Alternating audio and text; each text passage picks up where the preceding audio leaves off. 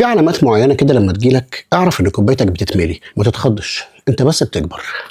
لما تلاقي نفسك بتشيل هم النقاش، اصلا الطاقه اللي باخدها من فطاري يا دوبك تكفي روتيني اليومي، ما تزودش انت بقى عليا حاجات تبدل طاقتي. اصل لا انا طلعت مصطفى ولا انت واحد من الشارك تانك، هتناقشني ليه على الصبح؟ هل انا وانت صناع قرار؟ يا اخي روح ناقش حد من صناع القرار، قول له انا اعترض ومش مبسوط، بس امانه عليك وانت بتناقشه ما تجيبش سيرتي، انا عن نفسي مبسوط، انا موافق على اي حاجه في الدنيا تخلي تليفوني ما يرنش. ومن ضمن هروبك من النقاشات هتلاقي نفسك بتوافق على حاجات انت اصلا مش موافق عليها، بس انت بتقارن قرف نتيجه ان انت وافقت عليها وقرف النقاش، فبتلاقي نفسك لا شعوري بتقول موافق بلا قرف. اديك اماره، هل عمرك دخلت نقاش الطرف التاني بيتكلم وانت قاعد بتعمل كده بس تهز دماغك؟ طب هل عمرك حد كلمك في التليفون وبدأ نقاش ولقيت نفسك في وسط النقاش بتشيل السماعه من على ودنك في وسط كلامه كده وبترجعها كمان شويه وهو بيتكلم؟ طب هل عمرك حصل لك ان حد كان بيكلمك في موضوع مهم وانت في وسط كلامه سرحت في وشه في شكل ودانه مثلا او في شعرايه في راسه ونسيت هو بيقول ايه؟ لما يحصل لك كده بقى ما تتخضش، مبروك انت بتكبر.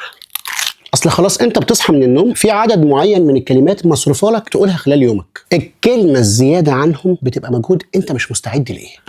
ريم انا خلصت الخس يا ريم، يعني بجد مش قادر، بلا دايت بلا بتاع، وانا ارنب، تعالي الله يخليك خدي الطبق ده.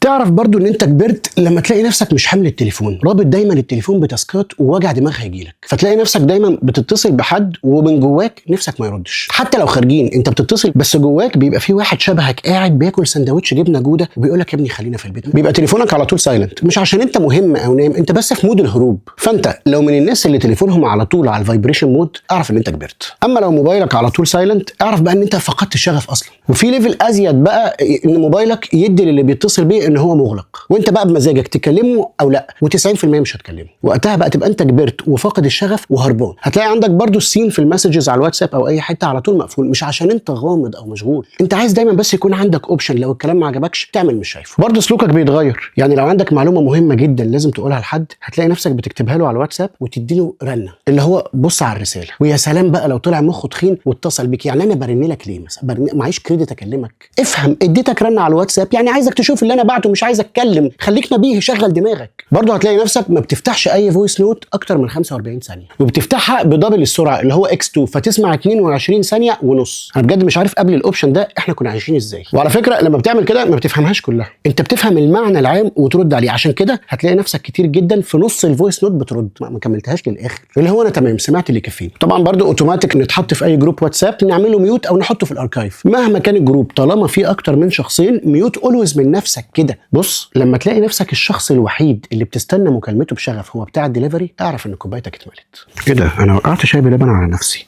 ثانيه واحده وجاي لك. مش عارف من قله الالوان جايبه لي اللون ده. ايه ده حريم ده يا ريم.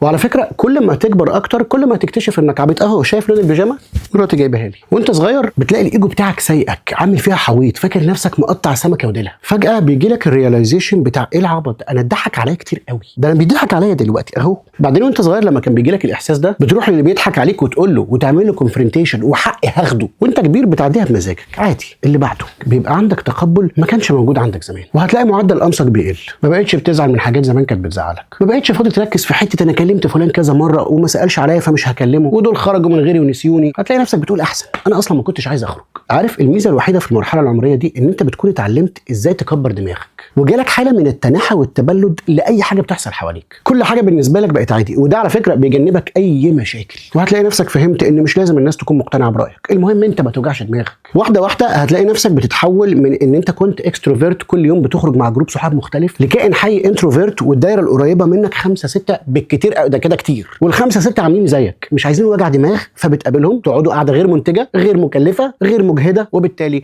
ممتعه، وبعدها بكام يوم بتتقابلوا في نفس المكان عشان حاجه حلوه جدا. عارف ايه هي؟ انا اقول لك انكم تقعدوا قاعده غير منتجه غير مكلفه غير مجهده وبالتالي ممتعه. ده الهدف السامي بتاع القعده. انا مش قادر استحمل البيجامه دي، انا اسف هقوم اغيرها، هلبس حاجه رجالي واجي. بلا رجالي بلا حاجه، هغيرها واجي.